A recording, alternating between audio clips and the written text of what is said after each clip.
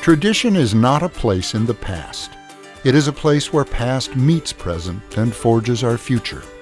It is a place where generations talk to generations, cultures to cultures, a place where strangers become neighbors.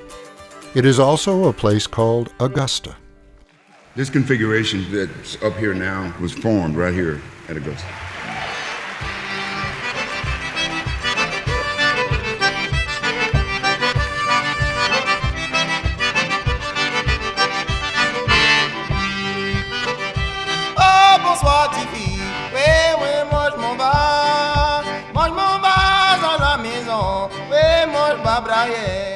Since 1973, the Augusta Heritage Center at Davis-Elkins College in West Virginia has made tradition a living thing and served as a model for the renaissance of folk camps all over the world.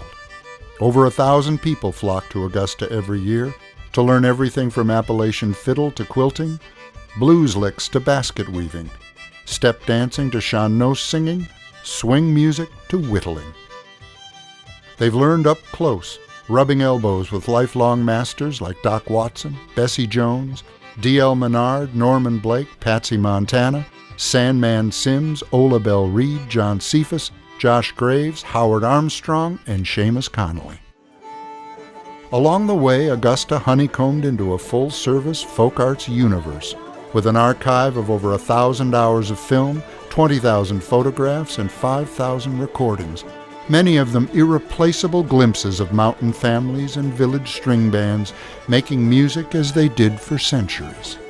Building bridges to the traditions around them, Augusta created the Mountain Dance Trail, exalting isolated community dances into a grand statewide adventure.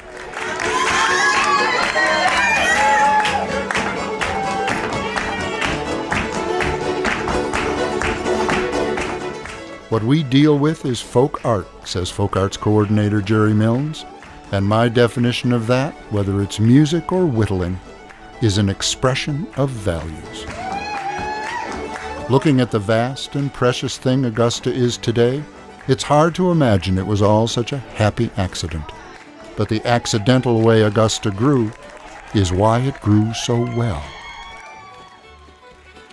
In 1972, local women approached Davis-Elkins College, concerned that the area's traditional folk life was vanishing.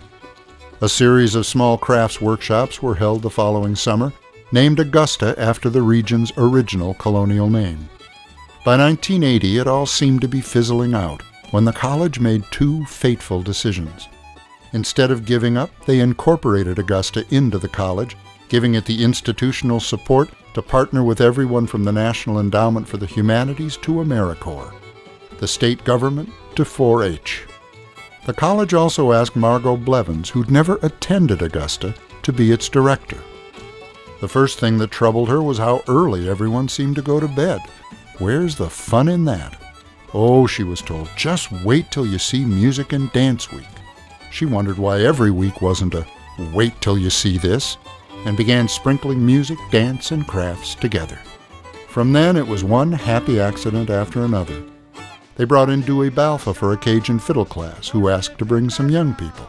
That gave rise to a youth scholarship program and to Cajun Creole Week. A harmonica player passing through inspired Blues Week. Everyone had fun at an Irish jam, so Margot asked musician scholar Mick Maloney to create Irish Celtic Week. Folk Dance Week led to Step Dance Week, which led to including Cape Breton music, and to both a tap dance and a Scottish Week. Happy accidents. But this is how actual traditions grow.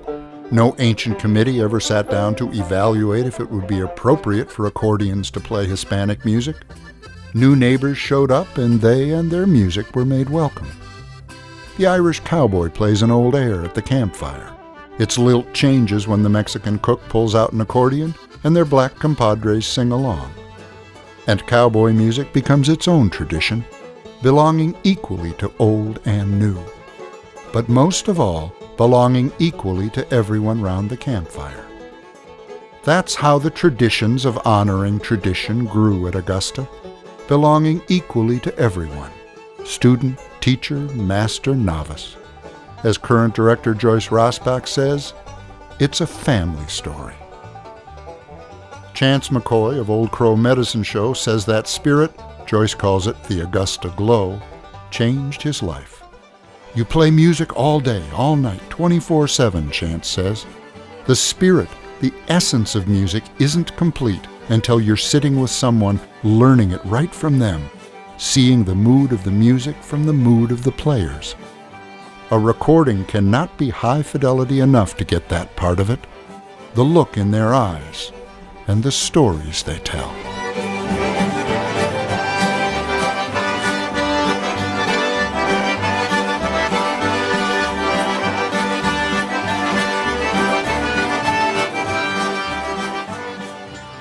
Margot says, everything was accidental and it all worked out.